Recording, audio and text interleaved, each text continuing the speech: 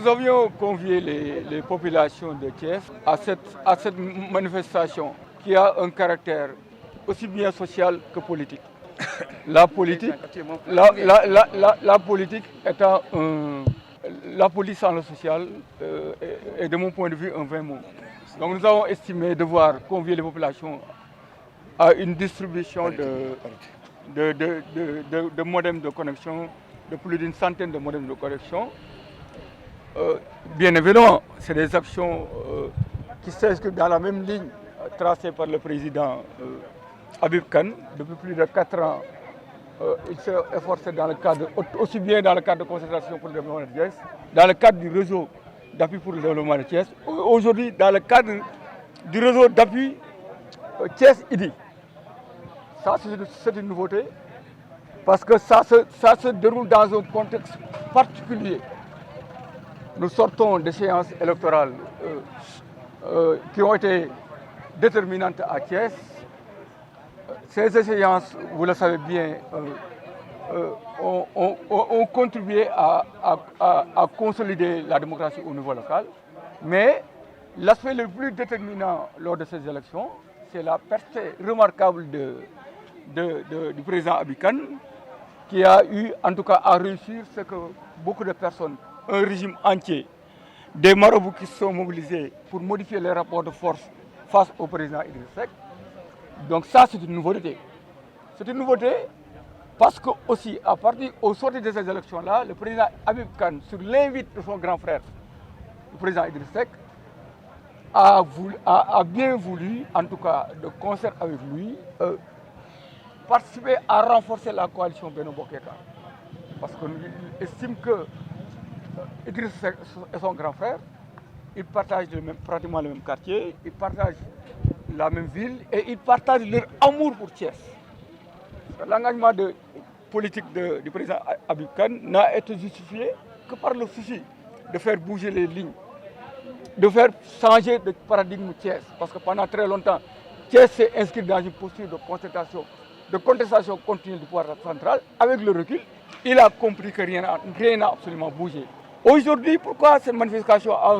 un caractère particulier? Parce que nous allons vers les législatives. Nous allons vers les législatives où il est question seulement et uniquement du repositionnement de Thiès dans l'instance de décision. Il est question de ça. Parce que précisément, celui qui a permis à Thiès, à beaucoup de cadres thiessois, d'occuper des stations stratégiques de responsabilité en 2001 jusqu'à 2004, qui a profité de sa position stratégique pour faire bénéficier cette ville d'investissements importants dans le cadre des chantiers de Thiès, cet homme-là fait face à son destin. Et son destin est intimement lié à celui de Thiès. Donc c'est conscient de ça, de tous ces éléments, que le RADI est né. Le RADI est né, le RADI est le réseau d'appui Thiès IDI, parce que nous estimons aujourd'hui que l'heure de Thiès a sonné. Et qu'il est aujourd'hui important que toutes les populations de Thiès se mobilisent autour du seul combat qui vaille, autour de la seule entreprise mobilisatrice, c'est-à-dire que la victoire de Benno Bokk Yakaar aux élections législatives du 31 juillet 2022. Non, ce n'est pas claquer la porte. Je crois que le terme est inadéquat. Je pense qu'il a fait l'historicité des relations, des rapports. Il a expliqué, je crois que c'est une alliance c'était pas lui, je pense que ce n'était pas lui le demandeur. Parce que pour rappel, la première réunion de concertation qui s'est déroulée et qui a donné naissance à la création du cadre de concertation de Thiès, il y avait la présence de certains responsables de RV. Je crois que quand on s'engage dans des élections locales qui ont un caractère purement local, il n'est question de que faire pour faire bouger les lignes, que faire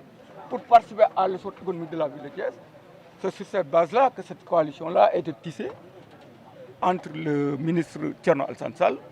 et le président Habib Khan. Et tout le monde sait que ce n'était pas la première élection de Thierno Sall. Thierno Sall n'a dans son CV en termes de performance électorale qu'un bureau de vote gagné lors d'une élection sans enjeu qui a été le référendum.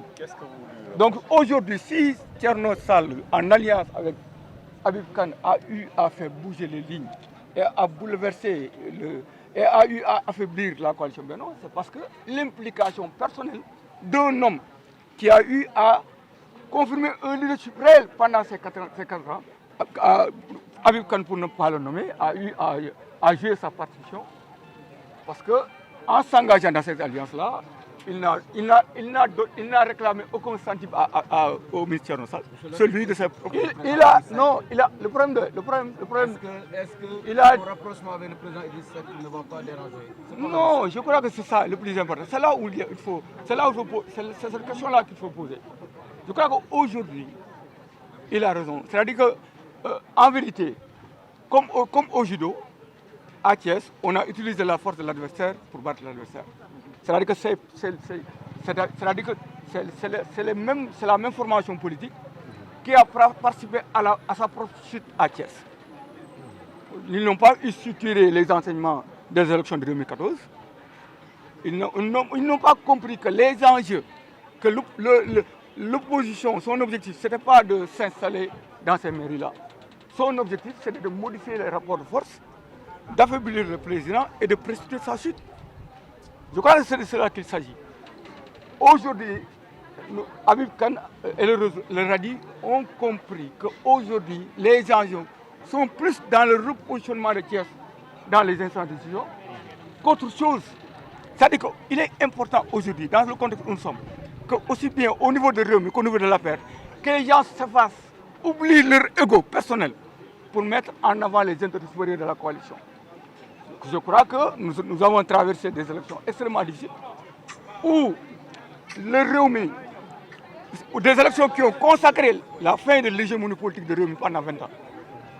Je crois qu'il appartient donc à ces formations de tirer les enseignements.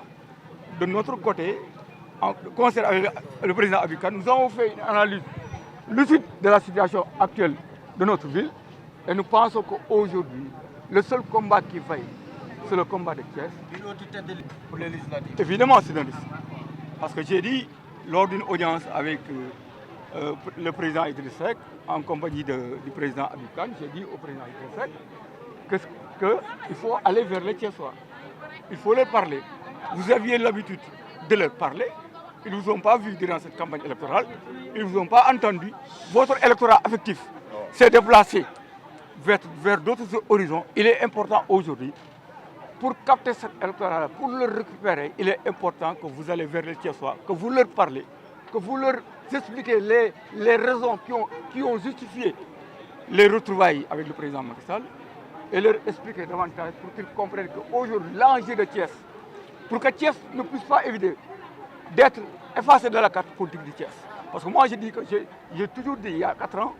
que l'axe Diamniadio-Mbour est en train d'isoler Thiès. On est en train d'oublier cette ville-là qui a été actrice de toutes les alternances démocratiques de 2000 et de 2007. Aujourd'hui, donc, l'heure de Thiès a sonné. C'est ce qu'a compris le président Habib Kane. Je crois que ce qu'il vient aujourd'hui de donner aux jeunes, c'est pour les amener à participer à la conscientisation des populations, c'est pour les amener à engager la bataille de l'opinion, parce que dans une élection comme celle dont nous assimilons, la bataille de l'opinion est extrêmement importante. waaw maa ngi leen di nuyu avant tout di jël nuyoo bi teg ko ci sa loxo Babacar di leen féliciter ci manière dont bi ngeen ñu ci xawee tey xam nañu dëkk bëri woon na ay cérémonie mais ngeen ñëw assister ñu parce que tey kee sa xew la c'était pas des choses individuelles di wax ni liñ jëm mooy laaj ma ko muy sama diggante ak le président Idriss Seck comme je viens de le dire tout à l'heure ak mon frère Edouard ni ko waxee léegi que ni du loo xamante ni c'est de hasard parce que on est dans le même quartier seen buntu kër laa jàngee alxuraan sama petit frère Ali Penda ñoo maase ñoo fowandoo ñoo dalandoo alxuraan ay doomam yoo xam ne ay doomu magam lañu samay xarit lañu tey yaakaar naa ne sama bureau bi njëkk a sañ xam nga ni doomu Idriss Seck moo ko njëkk a nekk chef de bureau muy Alpha Seck je pense que ni ànd bi prévenir nañ ci waxoon nañ ci avant les élections locales yow ñi ci taxawoon di ko jël ci nga bokk mooy li ma wax ci biir que ni le président Idriss Seck vu ses ambitions vu ce qu'il a fait à Thiès su taxawee tey ne dafa bëgg damay ànd ak moom maag ñi ma àndal mais une fois que mu yónni ay émissaires am ñun nañ fekk et ça sera un combat contre nous parce que jàppoon nañ ñi muy yebal nawuñu ñu joxuñu suñu cër te ñu ne ñoom bokku dëkk bi ñoom jàpp nañ ni moom moo leen defar waaye man ki ma jàpp ni moom ma defar yaakaar naa ni du ci moromu kenn ci ñun muy Serigne Babacar ndax man ginnaaw yàlla yonent bi samay waajur lu ma am Serigne Babacar moom ko defal yàlla def na ni nag kañ yaakaar ak kama yaakaar ku ci ne wane nga sa bopp ñu wëlbatiku ñu carte gi ñëw ci man ma war a bokk ci ñi nga xamante ni tey dama war a gunge le président Idrissa Seck en tant que frère avant tout en tant que frère bañ a wax responsable politique ñu wax ci frère parce que lim ma wax ju doy war la Habib ma ne ko mu ne ma je te félicite de cette victoire loolu doon lu ma touché parce que sama mag la te li Edouard wax dafa am solo Idrissa Seck amul benn carrière dans sa vie def na li mu war def lépp nekk na li mu war a doon lépp président Sénégal la ko dese te président Sénégal pour mu doon ko les Keesuwaay ñoo ko war a définir bu ñu nee Keesuwaay nag dañ naan particulièrement Mali Kéré bi nga xamante ni fa la source bi jógee parce que fa la njëmbat garab yi nga xamante ni tey moo ko war a président Sénégal kon je pense que ni su ma woowee pour ma war a ànd ak moom ak li ñu lié amatuma lu ma ciy xool lu dul dem ànd ak moom risque yi kon ni ko gars yi waxee am na risque mais kuy jël risque di ko wax mooy da ngaa xamul fa nga jógee. déedéet xam nga li nga wax noonu ne président Macky Sall wax na ko man ak yow ak Edouard Latif wax nañ ko sama kër sama salle yaakaar naa bi ma ko waxee Edouard a ngi nii une semaine après le président Macky Sall ak Idrissa Seck jubóo wax dëgg buy defar dafa war a am mu jeex dëgg la nit ñi dañ naan wax lu dul dëgg pour nit ñi ànd baax na mais parfois da ngay wax dëgg pour nit ñi ku ci nekk xam fi mu war a taxawee et aujourd'hui c'est ça dama xam ni le président Idrissa Seck amul morom Thiès ci opposition bi on le veut ou pas amu fii bu dee moog ñi fi nekk rek bu xëyee duñu gont mais problème bu fekkee ñi mu war a xëyandool ñooñu war a bañ a gont ñooñu ñoo koy gàggatal mais ñee dañ ko fa xek heure gont dañ ko fay fekk et ce qu'il a arrivé vu les élections locales yi nga xam ne moo xew jàppoon na ne ñi mu yebal mën nañu terrain bi il est le temps mu jox leen ñu jël seen sens pour dem mais en retour y a rien y avait qu'un sac vide te li ko waral mooy li mu leen defal la ñu defalul askan bi Idrissa Seck ñëwul aveuglement rek Keesuwaay yi bëgg ko ñëwul tamit dem benn kër joxe fa ceeb wala dëwlin mais dafa fekk li Keesuwaay yi bokk muy dëkk bi muy tël yi lamp yi mbedd yi mu defar ko loolu dugg ci xolu Keesuwaay yi ak xel yi gars yi jàppale ko par manque de chance bi mu koy réussir en 2000 vers 2000 de 2004 la ko def mais de 2000 à 2004 bi mu koy réussir dafa am beneen génération bu juddu muy la génération de 2004 à 2022 ces jeunes là xamuñu Idrissa Seck kenn xamu ci Idrissa Seck parce que mosuñu ko gis mosuñu ko affronté mais tey ñu ngi xam ni mature nañu xam li Kees meloon ak fi mu ko teg kon xam nañu njëriñ gi mu Idrissa Seck defal Kees te ba mu koy def mu ngi nekk pouvoir mu bàyyi pouvoir dem opposition ñi mu àndaloon dugal leen ci pouvoir doon dafa dëkk bi kenn ñemewu cee yëkkati sa loxo ne Abdoulaye Wade bàyyil ma dem eggal les chantiers de Kees ba ni Macky Sall ñëwee kenn ñemewu ko cee wax mu ciy xeex di ci xeex ba aujourd'hui moom il a compris que les localités ne peuvent pas marcher sans avoir l'état central te quand on parle de l'état central on parle du président actuel qui est sur place muy le président Macky Sall xam nga Thiès ne sera le président Macky Sall ne sera pas perdant vu les élections législatives yi ñëw mu neex mu naqari Thiès fait 15 communes 3 communes yi moom la Idrissa Seck géré les autres communes boo xoolee ci élection locale yi jàll Macky Sall moo ko gagné mais tey bu neen gañewaat nañ ne loolu législatif yi mais ñooñu Fatick lañ bokk ñu Thiès parce que ñooñu ñoo liggéey li nga xam ne moo war a falaat Macky Sall en 2024 su fekkee ne dañu bëgg a boolewaat Idrissa Seck ci li nga xamante ni mooy jongante bi ñu jëm muy président Sénégal te ku sañoon ku nekk sa doomu dëkk moo koy doon kon dañoo war a fexe ñun ñu dëkk ci 3 communes yi ñu fexe Idrissa Seck am victoire bi à 100%. Mali Kéré xam nga dama ci waxoon benn affaire avant les élections j'avais dit que nii su bëggee ma ànd ak moom bi ci des ma ne bu fekkee dégg nañ ma ci bu neexee yàlla ak yonent bi ginnaaw yàlla ak yonent bi samay waajur bu ma ñëpp wanee ginnaaw ma dese Serigne Babacar te man xam naa ni am naa lépp ndax ñàkkuma dara tey yéen a ñëwul seen bopp yéen a fi gis yéen a mës a gis ni Habib Kane bu wootee nii la mës a demee ñii c'est des femmes fidèles ñoo xamante ni ay responsable lañ ku ci nekk yaa ngi sa borom kër yaa ngi sa njaboot te lu ñu soxla maa nga ca lu ñu soxla maa ngi ci kon tey naa ni jàpp naa ni école Mali Kéré li tax ma du ma ci wax ju bëri Mali Kéré benn buntu la entrée ak benn buntu sortie ba ma jógee tamit pour taxaw pour Mali Kéré nooy ci ñun damaa xool ñi nga xamante ni ñoo fa nekkoon nekk parti opposition di war a jogalante ak parti pouvoir bi nga xam ne ci la le président Idrissa Seck nekk ma ni président Idrissa sama tànk du ma ko yëkkati teg ko ci beneen tànk te dem mu waxtaan ak samay frères yi nga xam ne ñoo dëkk ci koñ ba nga xam ni jour ji ñoom laa war a taseel école Mali Kéré parce que gàcce googu xajul ci man jàkkaarloog samay frères ak samay sœurs di war a xeex ak ñoom pour ñu mën a fal le président Idrissa Seck te man cër bi ma am ci moom lañ am ci moom ñoom cër bi mu am ci man moom la am ci ñoom parce que randu leen fa la dëkk te benn bopp la